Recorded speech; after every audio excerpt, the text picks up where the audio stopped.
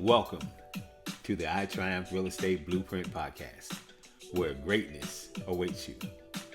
What advice would you give to a new woman, a new female, a younger version of yourself? If you could step outside of yourself and go back and have the conversation with your younger self coming into this business, what Mhm. advice would you give as far as being competitive in a challenging market that we're in right now? Well, number one, I think finding a mentor and knowing that people are willing to help and to give advice. Yeah. So going in with that mindset, it can be beneficial. If you go in and you're nervous or you're scared to ask a question, you're just not going to get anywhere. So just, buck up and find someone who can give you advice and take you along for the ride. And like I said before, I think one thing that helped me succeed in every aspect and anything I did was to always just be able to ask questions. Okay. Don't be scared about asking questions, and don't be afraid to fail, honestly. I mean, I could definitely look back at the first, 3 years, and I am fine about admitting all the things I did wrong.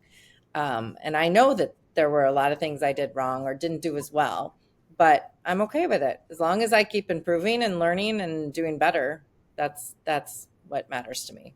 Yeah, same question to you, LaDon. What advice would you give a new female realtor starting out in a competitive but challenging market that we're in right now? Uh-huh.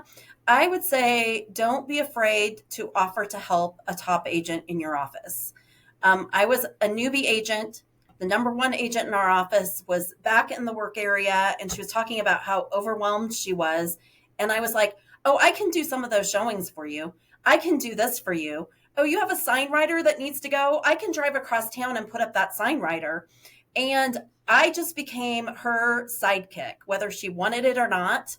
Um, like if she needed help, I never told her no, ever. Like I figured out a way to make it happen. Deliver brochures to your listing? Yes, I'll do it.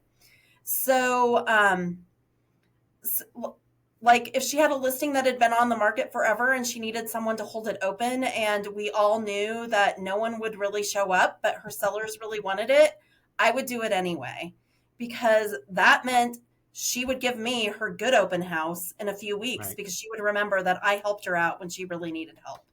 So right. I would say, like, look for those agents who need some help, and she paid me to do it too. So I was making money off helping her.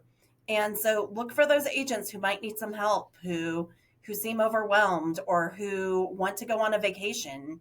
This agent happened to race motorcycles, and she was like, all I want to do is go race my motorcycle on Saturday, and I have someone who wants to see all these houses. And I'm like, I'll do it. I'm there. Right. And she trusted a newbie agent to interact with her clients. And that's really where I learned a lot, was from her.